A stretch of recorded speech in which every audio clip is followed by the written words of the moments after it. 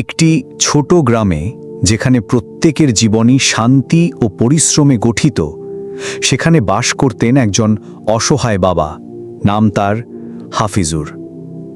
বয়সে ছিল মাঝারি, তবু জীবনের কষ্ট তাকে পুরো মাত্রায় নিক্ষিপ্ত করেছিল।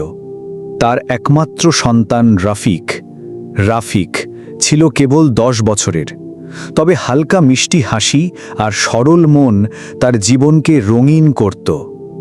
হাফিজুর দিন কাটাত চাষাবাদ ও গ্রাম্য কাজের তাগিদে, আর রাতে বাড়িতে ছোট্ট রফিকের সাথে গল্প শোনানো ও দোয়া পড়ানোই ছিল তার একমাত্র আনন্দ। একদিন হঠাৎ গ্রামের কাছাকাছি একটি প্রাচীন কবরস্থান নিয়ে অদ্ভুত কথা শোনা যায়। লোকমুখে বলা হচ্ছিল, রাতের অন্ধকারে সেখানে একটি জিন মানুষের কণ্ঠ শুনে কান্না তুলত, আর যিনি তার দিকে তাকাতেন তাকে ভয়ঙ্কর শাস্তি দেওয়ার চেষ্টা করত।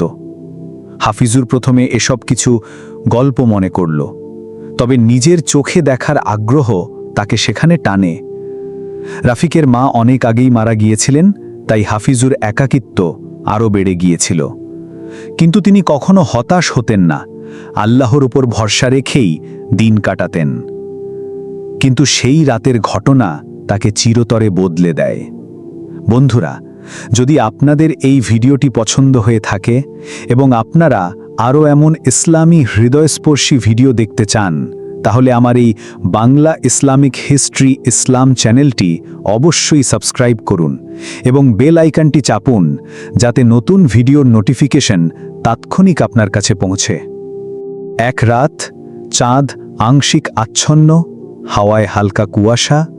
হাফিজুর ছেলেকে ঘুমোতে দিয়ে কবরস্থানের দিকে চলে গেলেন। পথটি অচেনা, আধার আর কুয়াশা যেন আরও ভয়াবহ করে তুলছে। কবরস্থানে পৌঁছালে হাফিজুর দেখল, এক পুরনো কবরের ওপর হঠাৎ একটি কুৎসিত ছায়া নাচতে লাগল। হাফিজুর মন সতর্ক হয়ে উঠল। এ কি শুধু ছায়া, নাকি সত্যি কিছু আছে? হঠাৎই একটি কণ্ঠে কাঁপানো আওয়াজ শোনা গেল, মানুষ, আসো না এখানে। হাফিজুরের হৃদয় ছটফট করতে লাগল। হাফিজুর মনে মনে বললেন, আল্লাহ, আমাকে রক্ষা করো। হাফিজুর শ্বাস নিয়েছিলেন, তারপর একটি ছোট্ট লাঠি হাতে নিয়ে এগোতে লাগলেন। তখনই হঠাৎ একটি জিনের মুখের আভা দেখা দিল। চওড়া চোখ, লম্বা চুল আর একটি অদ্ভুত হাসি, যা ভয়ের চরম সীমা স্পর্শ করল। হাফিজুর কাঁপতে কাঁপতে বললেন, আমি কোনো ক্ষতি করতে আসিনি, শুধু সত্য দেখার জন্য এসেছি। জিনের চোখে যেন একটু কৌতূহল ফুটে উঠল। এরপর হাফিজুর দেখতে পেল, জিনটি মাটিতে বসে আর্তনাদ করছে, যেন সে কারোর জন্যে সাহায্য চাইছে। হাফিজুর অবাক হয়ে বললেন, তুমি কেন এমন করছো? জিনটি বলল, মানুষরা আমাকে ভুল বুঝেছে, তারা আমাকে তাড়িয়েছে। আমি শুধু শান্তিতে থাকতে চাই। তবে যে রাতগুলোতে মানুষ কবরের দিকে আসে, আমি তার আর্তনাদ শোনার চেষ্টা করি, হয়তো কেউ আমাকে বুঝবে। হাফিজুর লক্ষ্য করলেন, জিনটির চোখে এক অদ্ভুত দুঃখ ঝলকানি করছে। তার চোখ শুধু ভয়ের প্রতিচ্ছবি নয়, সেখানে একাকিত্বের ব্যথাও মিশে আছে। জিনটি নিঃসঙ্গ, শতবর্ষ ধরে কবরস্থানের ছায়ায় একা বেঁচে আছে। কেউ তাকে বোঝে না, সবাই তাকে দূরে সরিয়ে দেয়। তার কান্না কেবল ভয় প্রদর্শনের জন্য নয়, বরং কেউ কি তার ব্যথা বোঝে, এমন এক আকুল আহ্বান। হাফিজুর অনুভব করলেন, এই জিনটি মানুষের সঙ্গে দ্বন্দ্বে নয়, বরং মানুষের ভুল বোঝাপড়ার শিকার।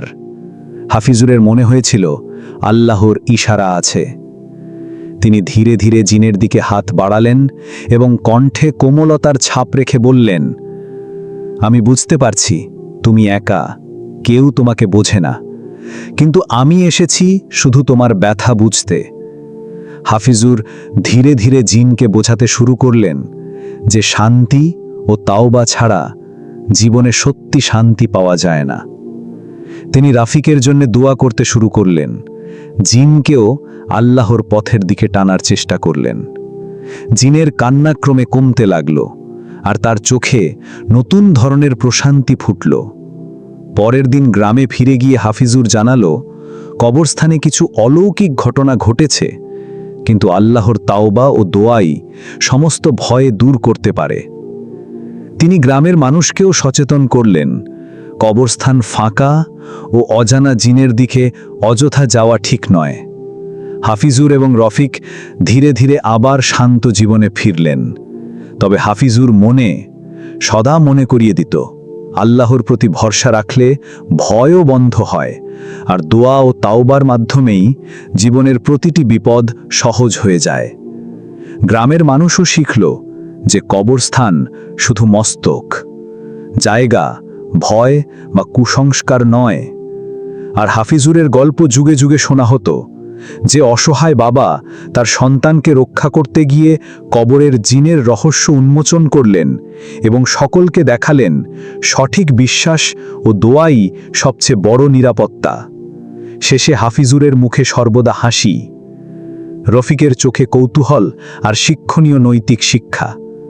বন্ধুরা, যদি আপনাদের এই ভিডিওটি পছন্দ হয়ে থাকে এবং আপনারা আরও এমন ইসলামীর হৃদয়স্পর্শী ভিডিও দেখতে চান, তাহলে আমার এই বাংলা ইসলামিক হিস্ট্রি ইসলাম চ্যানেলটি অবশ্যই সাবস্ক্রাইব করুন এবং বেল আইকনটি চাপুন, যাতে নতুন ভিডিওর নোটিফিকেশন তাৎক্ষণিক আপনার কাছে পৌঁছে। আল্লাহ আপনাকে সফলতা দিন এবং আপনার পথের প্রতিটি কষ্ট সহজ করে দিন। আমিন।